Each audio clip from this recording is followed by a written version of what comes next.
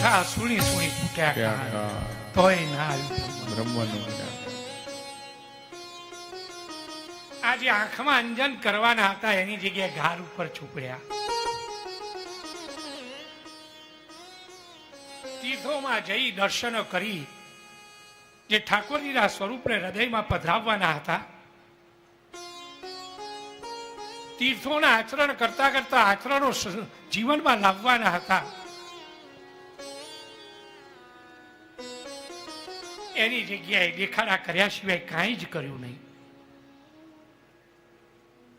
આંખનું કાજળ જે શામળિયાને આંખમાં આંજવાનો હતો એ શામળિયાને આંખની જગ્યાએ ગાલ ઉપર ઘસી નાખ્યો.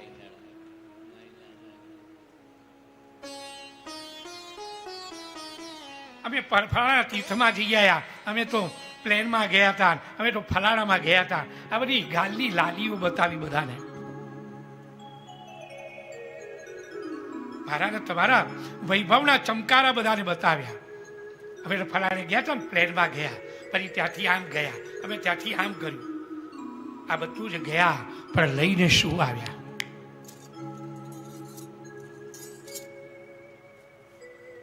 એ કેવળ ને કેવળ માત્ર એ આંખમાં જે અંજન કરવાના હતા, આંખની અંદર જે સ્વરૂપને પધરાવાના હતા, એની જગ્યાએ કોઈક બીજી જગ્યાએ આપણા મનને ચોંટાડીને આવ્યા છે. અને એટલા જ માટે પહેલો જ પ્રશ્ન કરે છે, અમારે કથાઓ નથી સાંભળવી. હવે તો અંતે બધી જ કથાઓનો સાર શું છે?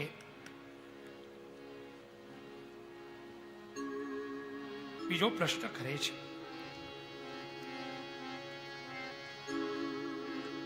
ભક્તિ જ્ઞાન વૈરાગ આપતો વિવેકો વર્ધતે મહા માયા મોહ નિરાશ્ચ વૈષ્ણવે ક્રિયતે કથમ. ભક્તિ જ્ઞાન અને વૈરાગ્યથી પ્રાપ્ત થયેલો એ વિવેક વૈષ્ણવો કેવી રીતે વધારી શકે?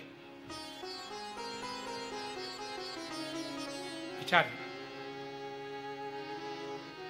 ભક્તિ જ્ઞાન અને વૈરાગ્ય એ આવી જાય છે. ભક્તિ પ્રાપ્ત થઈ જાય છે, જ્ઞાન પ્રાપ્ત થઈ જાય છે, વૈરાગ્ય પ્રાપ્ત થઈ જાય છે. પરંતુ ભક્તિ જ્ઞાન અને વૈરાગ્યને આવ્યા પછી વિવેકને ટકાવવો ને બહુ અઘરો છે. આ ત્રણ જીવનમાં આવ્યા પછી વિવેક જતો રહે છે. અને બને છે એવું કે ગમે એટલી મારા તમારામાં ભક્તિ હોય, ગમે એટલું જ્ઞાન હોય, ગમે એટલું વૈરાગ્ય હોય, પણ અનેક દોષ, અનેક અપરાધો, અનેક ભગવદીય જીવોના એ અપરાધો આપણે કરી બેસીએ છીએ વિવેક વગર. કારણ વિવેક જતો રહે છે.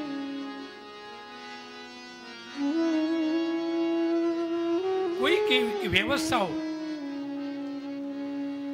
એ આપણને જો વ્યવસ્થાઓ કરતા આવડી ગઈ અને વ્યવસ્થાઓ કરતા આવડી ગયા પછીની આપણી જે પરિસ્થિતિ એ જોજો. તમારે અહીં નહીં ઉભા રહેવાનું, તમારે આમ કરવાનું, તમે અહીં જતા રહો, તમે ફલાણે જતા રહો, અહીંથી આગા જાઓ. આ બધા અપરાધ છે, આ બધા દોષ છે.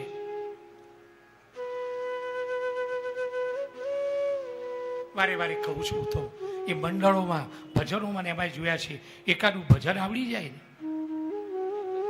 પછી એને જોવા જેવી હોય. આ તો હું જ ગાઉં, આ જગ્યાએ તો હું જ બેસું. ખ્યાલ આવે છે ને? બધા આ બધા અપરાધ છે. જ્ઞાન આવી ગયું, ભક્તિ આવી ગઈ, વૈરાગ્ય આવી ગયો, પણ એની સાથે સાથે વિવેકનો અભાવ છે.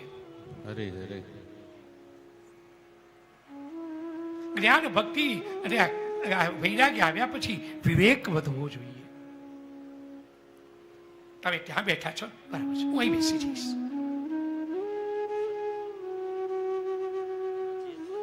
તમે અહીં બેઠા જ કેમ? આ તો મારે બેસવાનું.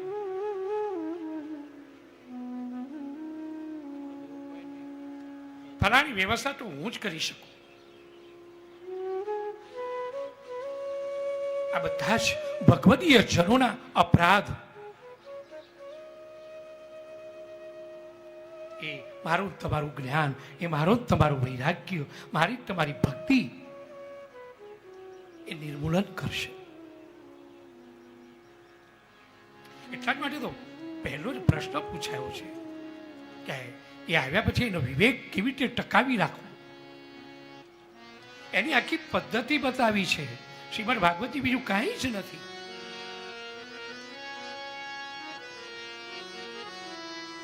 એ પહેલું તો પરમાત્માનો પરિચય, પરમાત્માને પ્રાપ્ત કરવા, પરમાત્માને પ્રાપ્ત કરવાનું સાધન એ ભક્તિ છે. એ ભક્તિ કેવી રીતે ટકાવવી એની યુક્તિ ને પ્રયુક્તિ એ શ્રીમદ ભાગવતજી બતાવે છે. ભક્તિને કેમ ટકાવવી.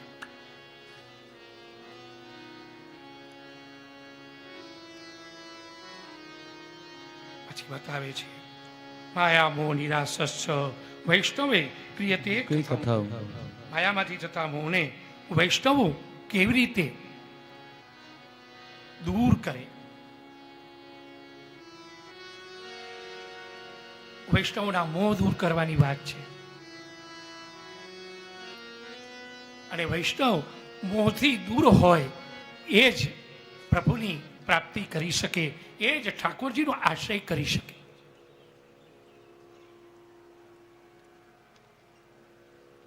મોહ અને માયા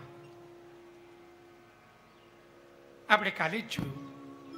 મોહ શેમાં છે? મોહ મારી ને તમારી જે આપણે રચનાઓ જે કરીએ છીએ એ રચનાઓમાં મોહ છે.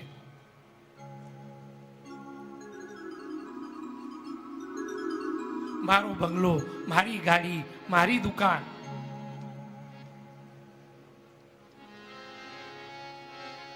આ મોહથી એ વૈષ્ણવે બહાર આવવું જોઈએ.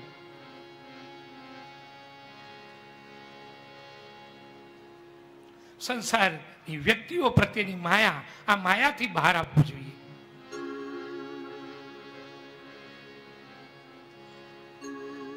અરે આપણને તો મહાપ્રભુજી બતાવે છે કે આ વૈષ્ણવોને તો માયા ઠેક ક્યાં સુધી નડે છે, ઠેક પરમાત્માના શૃંગાર સુધી.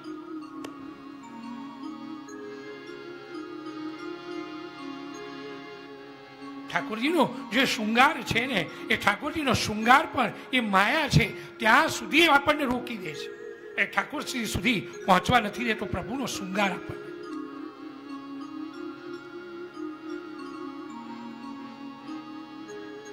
એ શૃંગાર પણ માયા છે.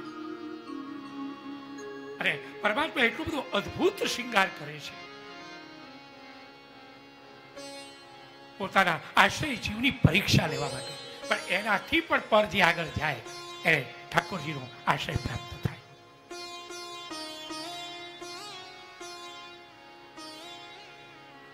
તો પછી અન્ય વસ્તુ અને વ્યક્તિઓની માયા અને મોહ એ મને ને તમને સતાવે, એમાં શું આશ્ચર્ય હોય? તો એ માયા અને મોહ આપણે જે સતાવે છે એમાંથી મુક્તિ કેવી રીતે પ્રાપ્ત કરવી એની યુક્તિ શ્રીમદ ભાગવતજી આપે છે. આ શ્રીમદ ભાગવતજી આ બધા પ્રયોગ છે, પ્રયોગશાળા છે.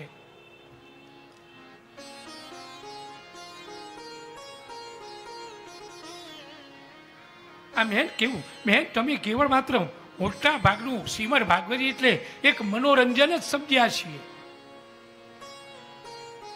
મનોરંજન નથી, એ શ્રીમદ ભાગવતજી મનોમંથન છે.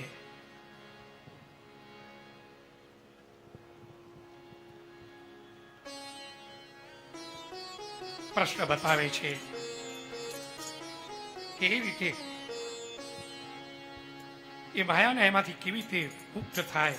અને ઘોર કળિયુગના જીવો બધા આસુરી ભાવથી યુક્ત થયા છે, પરિણામે ક્લેશકાંત થયા છે, એમનું કલ્યાણ કેવી રીતે થાય.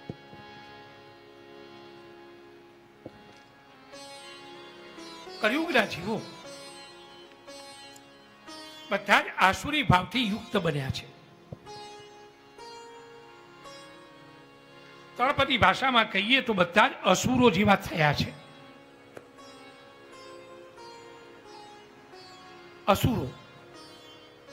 અસુરોને તે લાંબા દાંત હોય, માથે સિંગડા હોય. આપણને એમ થાય કે આપણે તો એમાં નથી, કારણ આપણને લાંબા દાંતે નથી, આપણને એવા સિંગડાય નથી. પણ બતાવે છે કે લાંબા દાંત હોય, માથે સિંગડા હોય એ જ અસુરો નહીં, પણ અસુસુ રમંતે સ અસુર. અસુસુ કેવળ ને કેવળ માત્ર પોતાની પ્રાણ શક્તિની જ પરવા કર્યા કરતું હોય નિરંતર જે જીવાત્મા, આ બધો જ જીવાત્મા અસુર છે.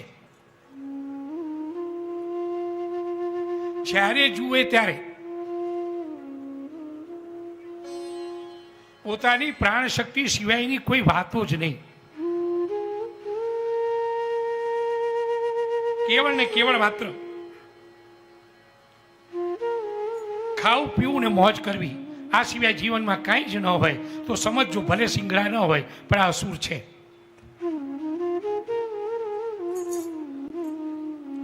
કેવળ માત્ર ખાવું પીવું ને મોજ કરવું. ક્યારે ખાવું જોઈએ, ક્યારે ન ખાવું જોઈએ, ક્યારે પીવું જોઈએ, ક્યારે ન પીવું જોઈએ, આવા કોઈ પણ પ્રકારના વિવેક જેના જીવનમાં ન હોય, કોઈ પ્રકારની આચરણો જે ન હોય, આ બધા જ અસુસુ રમંતે, બધા જ અસુરો છે. અર્ધરાત્રિએ જેનો દિવસ પ્રારંભ થાય જોઈએ છીએ, જ્યારે જાગવાની સમય જ્યારે થાય પ્રાતઃકાળ, એવા સમય અત્યારે લોકોને ઊંઘવાનો સમય ચાલુ થાય છે.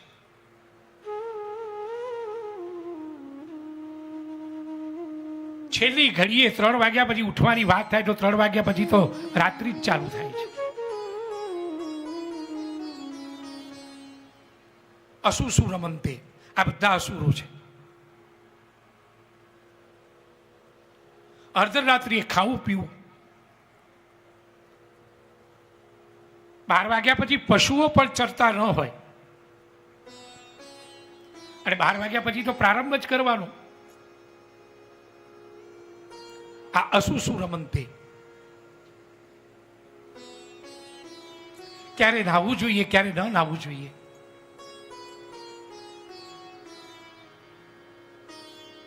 સ્નાન કર્યા સિવાય રસોઈ ઘરમાં ન જવું જોઈએ. આ મારી તમારી એક સંસ્કૃતિ, આપણી હિન્દુ.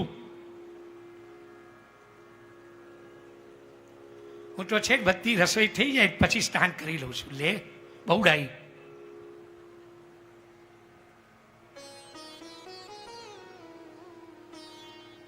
આ ક્યાંથી આવ્યું છે ખબર પડતી નથી.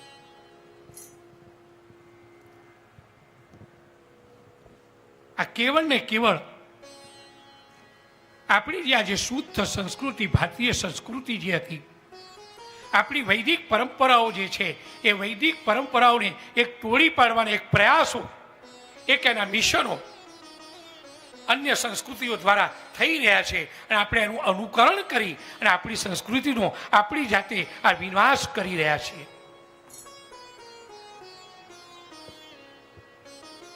દીપ પ્રાગટ્ય કરી, ઇત્યાદિ કરી અને ઉત્સવોનો પ્રારંભ કરનારા આજે ફૂંકો મારી અને ઉત્સવનો આપણે પ્રારંભ કરીએ છીએ. આ બધી વિકૃતિઓ છે.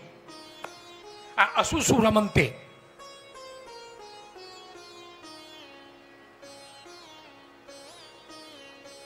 અને અન્ય પાશ્ચાત્ય સંસ્કૃતિનો આ મારો છે કે ભારતીય સંસ્કૃતિને જો ખંડિત કરવી હોય, એની તાકાતને ઓછી કરવી હોય, એના ધર્મ બળને જો ઓછું કરવું હોય તો આ સંસ્કૃતિને અવળા માર્ગે વાળી દો. અને આજનું જે થઈ રહ્યું બધું જ જોજો તમે. અમારી તમારી અત્યાર સુધીની જે પરંપરાઓ, વૈદિક પરંપરાઓ, એનાથી બિલકુલ વિરુદ્ધ આચરણો એ આજની સંસ્કૃતિમાં થઈ રહ્યા છે, અને મારું તમારું પરિવાર એને આજે અનુકૂળ થઈ રહ્યો છે.